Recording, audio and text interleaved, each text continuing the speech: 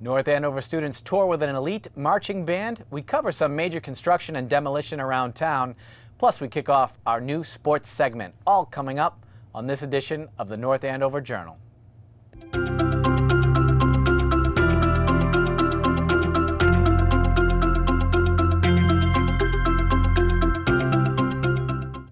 Hello and welcome to this edition of the North Andover Journal. I'm Ron Carpenito, and I hope you've all been having an incredible summer.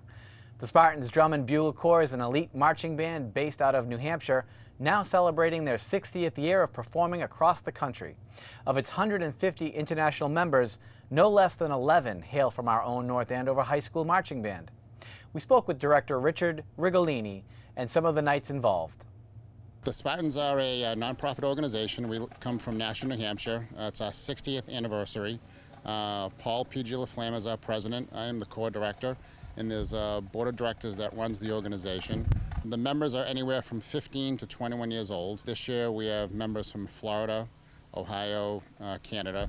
We've had members from Texas, California, so people come from all over. We have 115 members this year. 11 of them do come from North Andover. One of them has been with us for a very long time. His name is Cody Morgan. He's our drum major.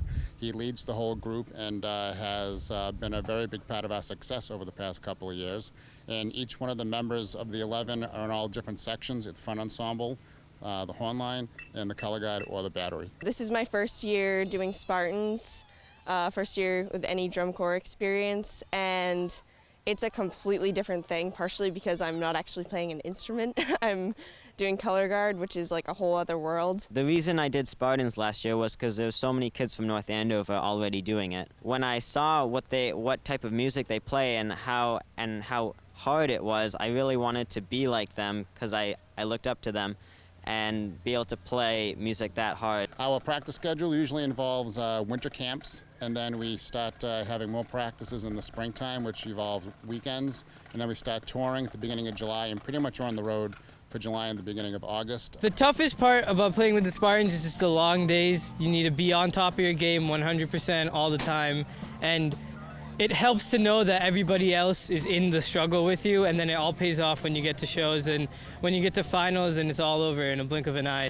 The toughest part about being a Spartan is just the mental challenge of every day. Like, it's really hot out today, and it's so easy to just want to give up and go home, but you got to fight through the pain. This year we start in New England traveling, and then we head down to Pennsylvania. We go to Ohio, Michigan, Indiana. We're in the Chicago area performing too, and then the whole season wraps up in Indianapolis at Lucas Oil Stadium. Mini tour is like our time to like really get good because we have like 5 rehearsal days at the beginning, and so we did that, and it was like 13-hour days, 14-hour days of just rehearsal, getting better, working on really small phrases for long periods of time. But then we went to Gillette, and it was just an amazing, such a large stadium, and it was like really filled up. So it was a really cool experience. I've heard a lot of stories about stuff that goes down on tour. So I'm excited for tour. I'm also very nervous because mini tour, while it was fun, it lasted forever. It felt like it was going on for a really long time. This is double that.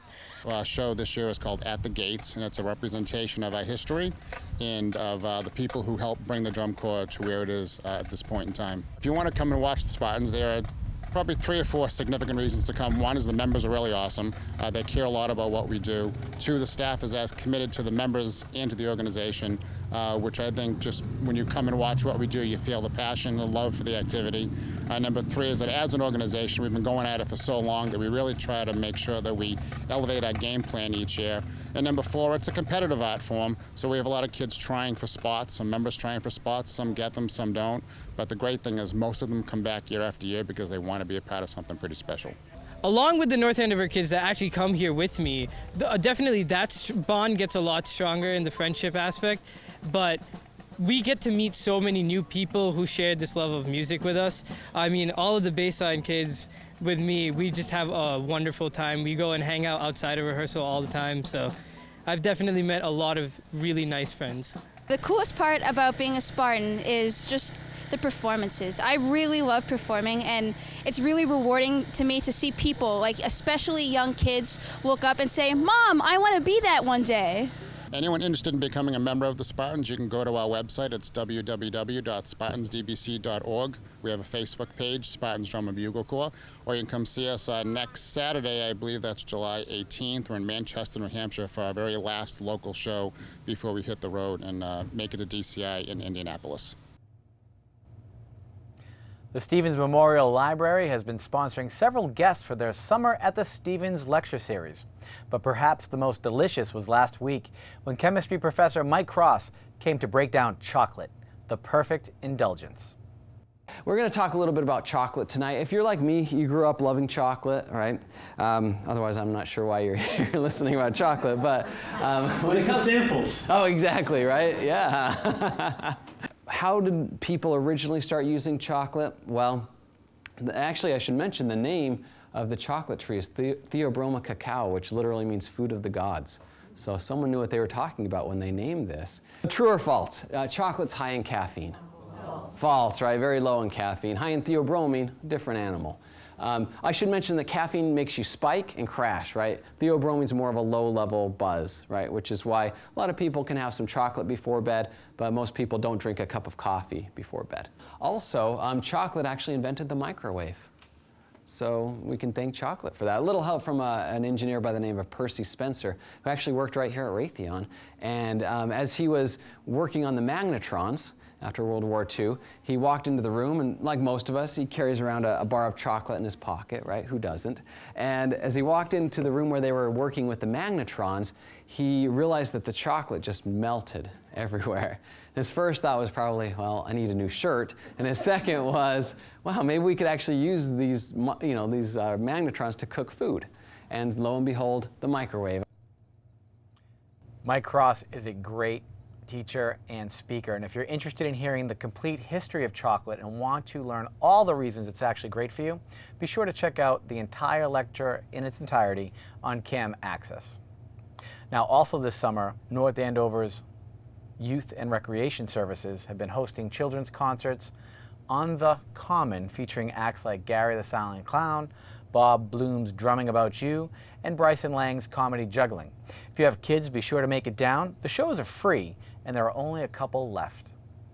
Now we'll turn it over to Colin Cater with our newest segment here on the Journal. We're so excited, it's the Sports Flash.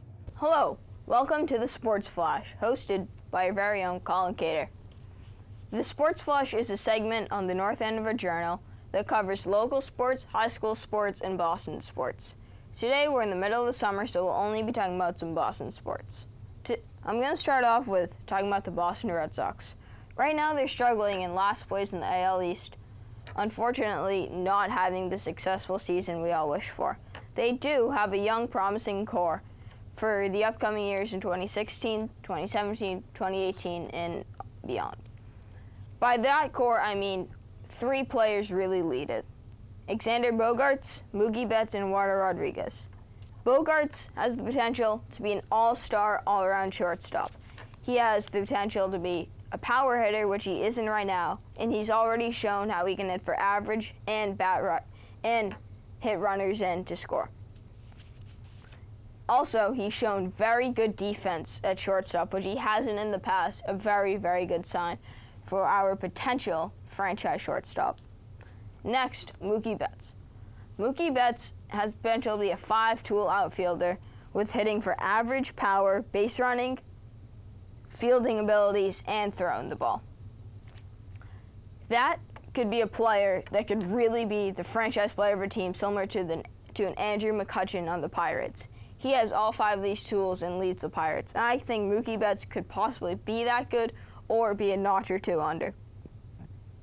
This year he's shown his throwing ability, his defense with his fielding, and how he's shown flashes of his power and average. Finally, we're talking about Eduardo Rodriguez, who could potentially be a frontline starter with elite power from the left side, throwing high 90s. And also, he has great stuff from the left side, which really you can't find much, and it could be a really good ace in the future. So next, we'll be talking about the Patriots. The Patriots right now have a lot of drama surrounding them. They have Deflategate going on currently. Tom Brady has been handed a 4-game suspension which he has appealed, and the games will most likely be cut down to 1 or 2 games he'll be suspended. I'm going to talk about how this suspension could impact the team. Obviously, without Tom Brady, the team will be worse, and they could lose a couple games if he's out for them. But I think when Brady comes back, he'll lead the team with a chip on his shoulder, which could really lead to some elite play from the quarterback. Obviously, he's been elite for his whole career, but this year he could be something special with his newfound confidence. Also, this could impact the rest of the team really wanting to play for their quarterback and captain, Brady. Next, the Patriots have lost a lot of key pieces on defense. They lost cornerbacks Darrelle Revis and Brandon Browner, and defensive tackle Vince Wilfork. The biggest loss out of these 3 is Revis, as he was a shutdown corner with his partner Brandon Browner bringing the aggressive side. But Vince Wilfork was a huge loss with his locker room presence. He's been a Patriot his whole life and really fit the mold of a perfect Patriot. I think these 3 players will be dearly missed and will impact the Patriots' defense. However, the Patriots' defense could really be the same as they were last year with really good coaching from Coach Bill Belichick, and if the unit really works together. Finally, we'll be talking about the Celtics. Right now, the Celtics don't really have a strong outlook of how good or bad they can be next season. We really don't know if they'll be a playoff team or a lottery team. I'm going to talk about what Danny Ainge can do to solidify the team as a contender. He has the draft picks and trade assets to trade to other teams for one of their star players that wants to be moved. By this, he could turn the team into a contender, as he did in 2007 by acquiring Garnett, Pierce, and Allen, turning the team into a championship-winning team. If he can do this in the near seasons, Celtics fans will be pleased to see the team contending again, and we all know Ainge has the guts to do it, and he has the assets. So that's all we got for the Sports Flash today. Catch you next time. Thank you, Colin, and welcome to the Journal. We appreciate your insight and looking forward to more local sports coverage when the season ramps up this fall. For now, we're only halfway through the summer, and Senior Center correspondent Lester Rugg has no shortage of events lined up to keep us busy. Lester? Again, folks, just want to get back with you and chat a little bit about what's coming forth in our first part of August. And we will have more later when we accumulate those facts. One thing I want to mention, and that is our walking group. We walk the Common. We've been moving a little bit earlier, like 8:30 in the morning, because it's kind of warm. It's beautiful at that time of the day. We'd like to see more of you folks come on out and join us. You know, it's been attributed that exercise is so important. If it's 15 minutes a day, 20 minutes a day, 45 minutes a day, every bit counts for your well-being. I can't stress this enough. On another note, something to add to your drawer, your desk drawer. We have these down at the Senior Center. It's called the Seniors Blue Book, and it's comprised by the SeniorBlueBook.com organization that has a number of different resources that are available throughout the valley. I can't stress enough that this should be in your drawer. I wanted to bring that to our attention, or your attention, and then move on with some of the things that are going on at our busy center. We have a dinner buffet on August the 11th. Naturally, you have to sign up early there. It's hosted by the Methuen Village. Fantastic program, I assure you. So sign up early if you can. It's limited to 30 people. The lecture series, I sat down and had lunch with Gail Halloran, and she outlined a good share of what to anticipate. On the August the 3rd, we're having the Housing Authority, and with some of the things that are being developed here in our town. August the 10th is still open, so we'll have more information for you later. Don't want to forget National Night Out. That's August the 4th, 6 to 8 p.m. It's at the middle school. You all come. I have to say, you know, on that note, it whipped up further enthusiasm for me. We all scream for ice cream. And let me tell you, on August the 5th at 12 o'clock, we're having an ice cream social, and it's sponsored by Here For You Home Care. I think we'd all like to be able to join this one. Want to mention a very popular program that we have, News and Views, which will be on August the 5th, and always topical information that we share. And sometimes it gets a little heated, but it's a fun time and very popular. August the 13th, we're going traveling, Wentworth by the Sea. It's a beautiful trip. We've done this every year. We've done it more than just you know, every year. It's always been a very popular one. August the 14th, we're having a free Fun Friday day trip, and it's going to be to the Fullercraft Museum, and lunch is going to be at the Stoneforge Grill. Sign up for this one. It's a little bit of a trip, but it's well worth it, and I know that you'll enjoy this. New bulletin comes out on July the 27th, and then we'll have the interim bulletin later. And on that note, that concludes the things that are happening for the moment at our North Andover Senior Center.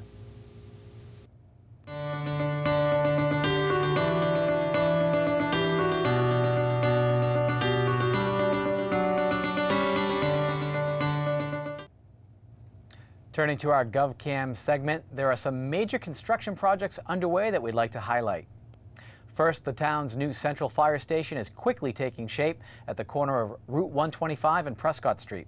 The brick facade is mostly complete, and windows have been installed in our new facility that will feature a drive-through 4-bay garage, a training course, and other modern amenities. Firefighters are on schedule to transfer over from their old station at Town Hall, originally built for horse-drawn buggies, this October. Meanwhile, demolition on the Brad Street School began last week, a year and a half after the Board of Selectmen unanimously approved redevelopment plans despite attempts to save the century-old school by the Historical Commission. Closed in 2005, the vacant building was costing taxpayers between $40,000 and $50,000 a year to maintain. Plans feature a 15-unit apartment complex on Saunders Street, commercial retail and office space on Main Street, and a parking lot in between, all scheduled to open in 2017. A display memorializing the old school will be placed in the apartment building's private lobby. Do you have old or unused prescriptions in your medicine cabinet? Don't just flush them down or throw them away. Here's Lieutenant E.J. Folds of the North Andover Police with more information on the department's medication disposal program. Hi, Lieutenant E.J. Folds, North Andover Police Department. Here to tell you what to do with unused and expired medications. People ask us all the time, what do I do? Do I flush them down the toilet? No, you can't do that. That's bad for the environment. Do I just throw them out with the trash? No, once your trash goes out, it's abandoned property. Anybody can go around, pick through your trash, personal information, get the medications. We don't want to do that. Can I just save them in case I need them later on? You don't want to do that. Number one, it's unsafe for small children. It's an undue temptation for teenagers, adolescents, and you shouldn't be using medications unless you're using them for what they're prescribed for.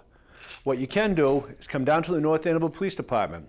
We have a prescription drug drop box right over here.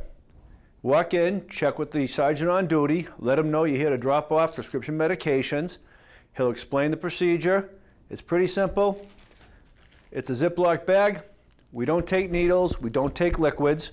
You take your medications. If you want, you can redact information, put the medication in the Ziploc bag,